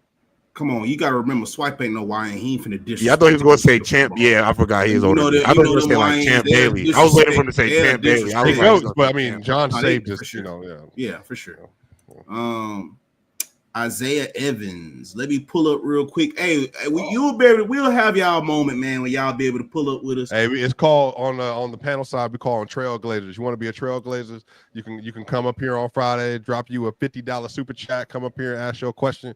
Yeah, man, we can do it on Sunday or one day or something like that. Yeah, Sundays and Wednesdays. You drop 50 plus, you could get up here. Mm-hmm.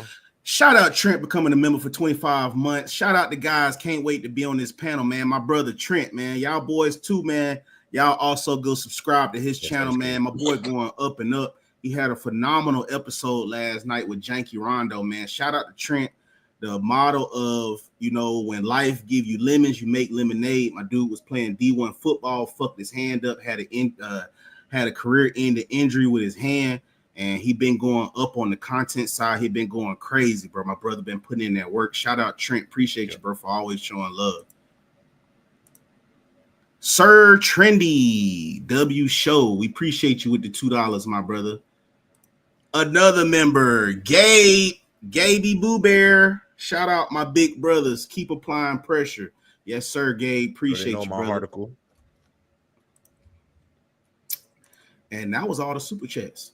All right, let's get back to some win totals. Got about take it for another 20 minutes or so. All right, y'all. See you, Swipe. It's getting All late. right, Swipe. All right, Swipe is out. It's getting late. Yeah, he had a hard stop. Okay.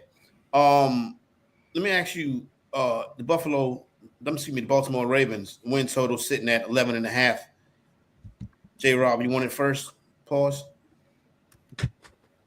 I'm gonna go with I said I didn't say the other He part. said, hey, that's right. He right, J-Rob. He right. He did it right this time. He did it right. Let him live. He did it right. What do you want from Good job, OG. No, I'm just laughing.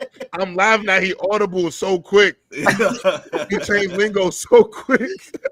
That's why I'm laughing. Oh, man. Baltimore Ravens 11.5. Juice minus 115 to the over, minus 115 to the under.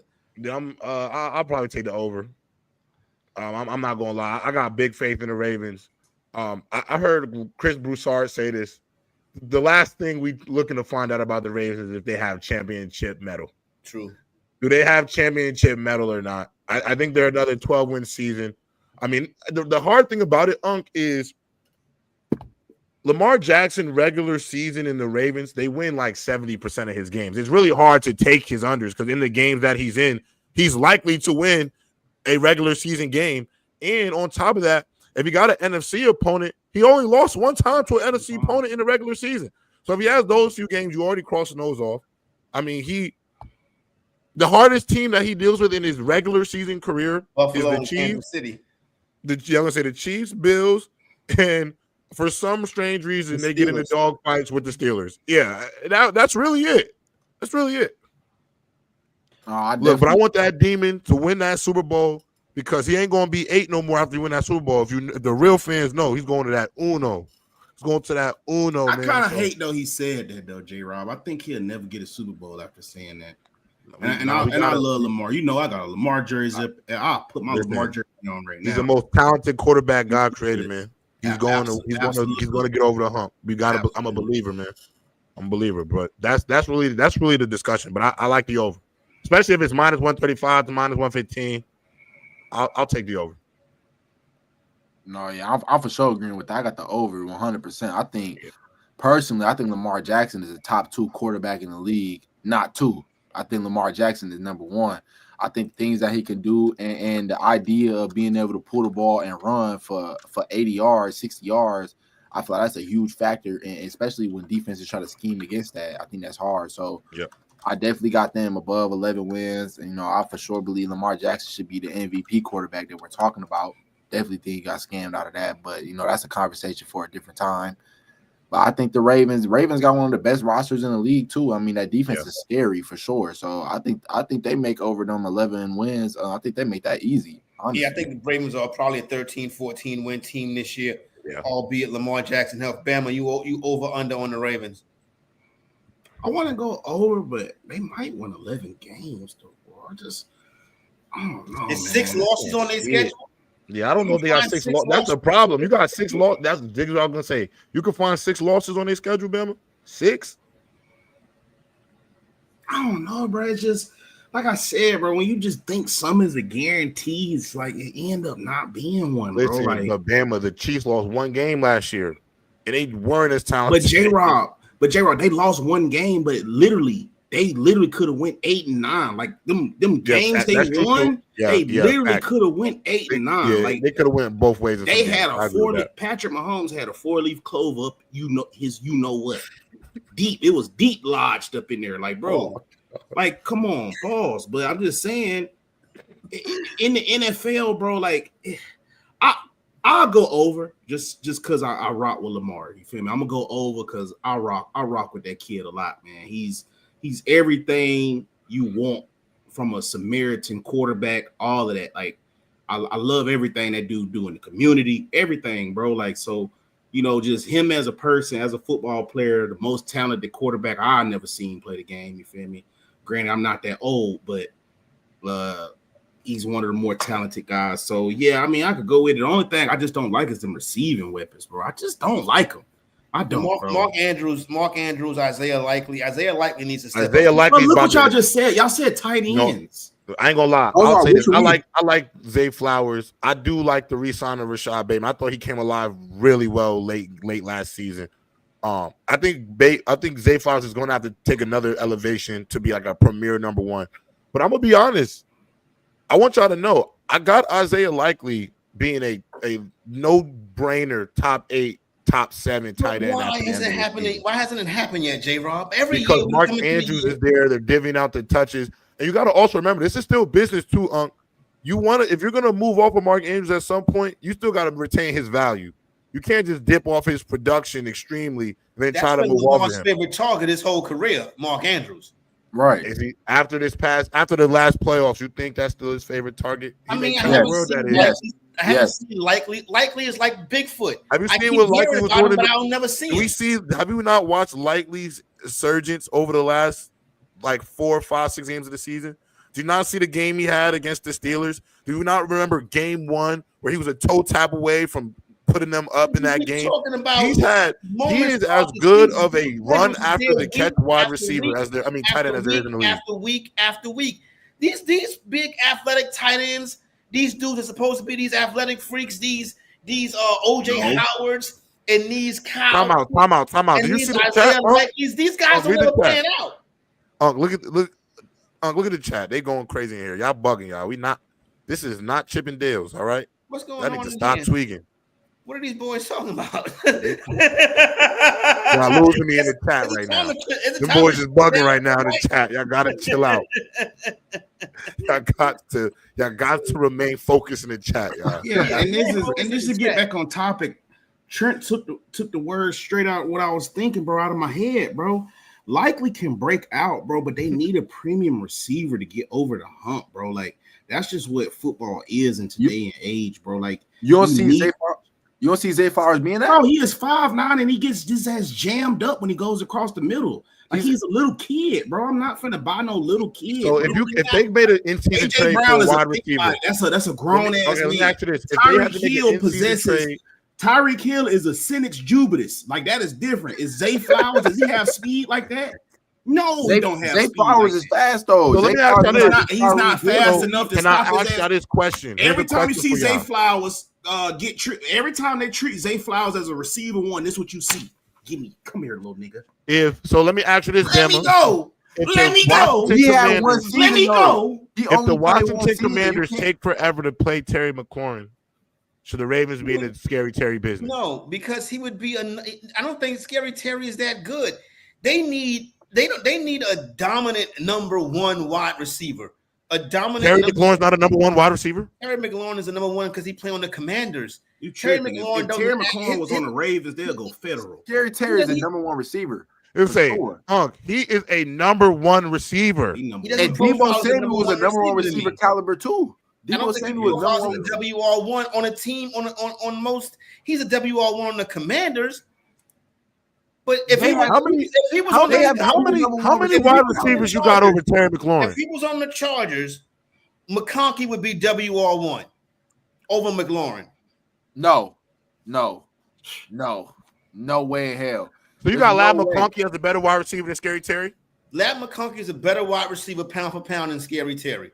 Pound for pound? No. Pound for pound. No. Unca. You put Sean Payton, you let Sean Payton scheme up for Scary Terry and Bo Nix and you'll see what the stats look like. It's a whole different situation. pound for pound better than Scary Terry? I don't see what y'all see in Terry McLaurin. I'm trying to figure it out. I'm looking at the numbers right now. I'm trying to figure it out. 117 targets, 82 catches, 13 yards a pop, just over 1,000 yards. Just over 1,000 yards.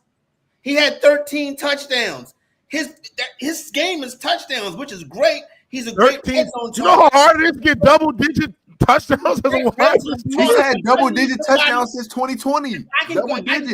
He's a touchdown scorer. I'll give him that. But I need somebody that's double-digit touchdowns is target you.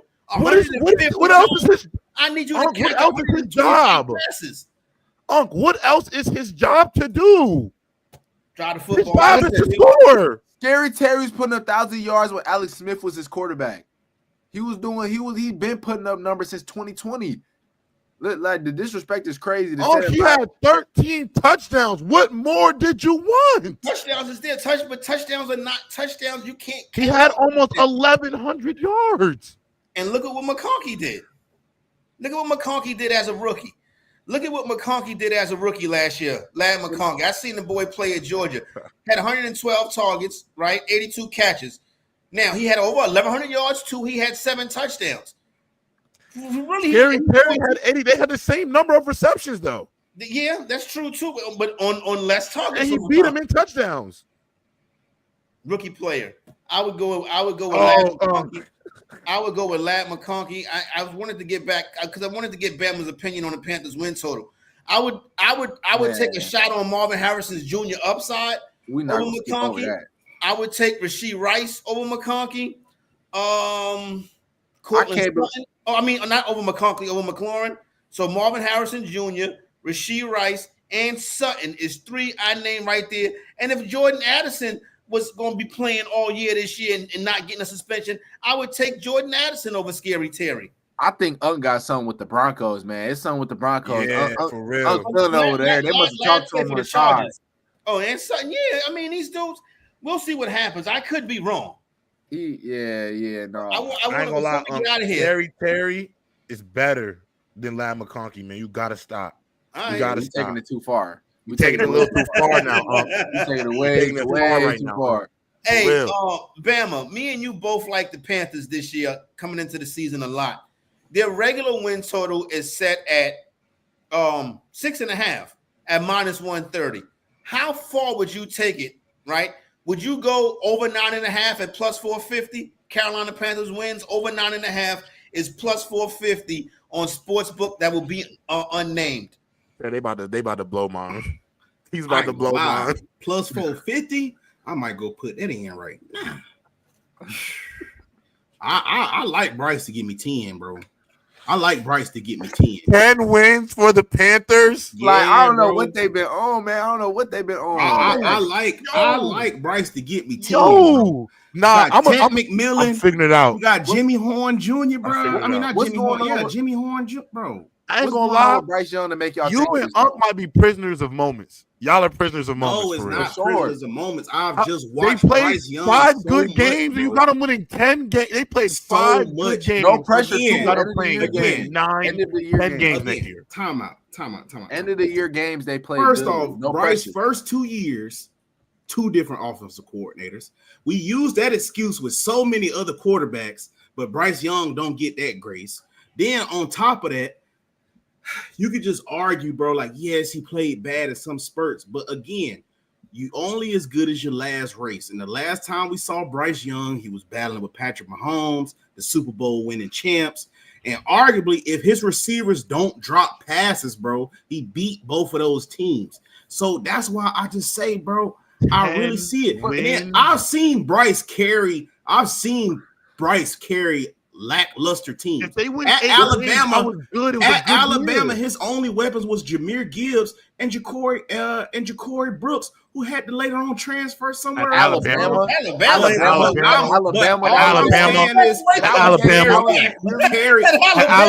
That was the worst Alabama. His last year, that was the worst Alabama team up under in the Saban era. The worst Alabama team is better than 90% of the country. No, it wasn't. No, it wasn't. There's only 4 stars and 5 stars on the roster. They only get big recruits. That is a lie, bro. That year Bryce was there, bro.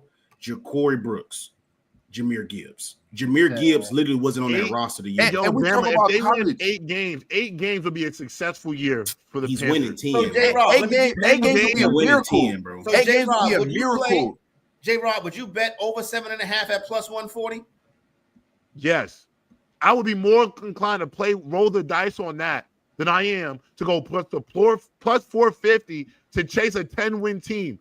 How many? They won 4 games last year? Hold on, let me look at the schedule real quick. And we look at this schedule. And we act. You said that the coordinators was a huge thing. Yeah, he got 2 new coordinators, but we act like this year they're gonna be even better. The coordinators gonna be the coordinators. They are who they are. They're not gonna prove over these next 2 years. Weapons though, his best receiver last year was Adam Thielen. Adam Thielen pretty much he's about the same age as OG right here. A rookie.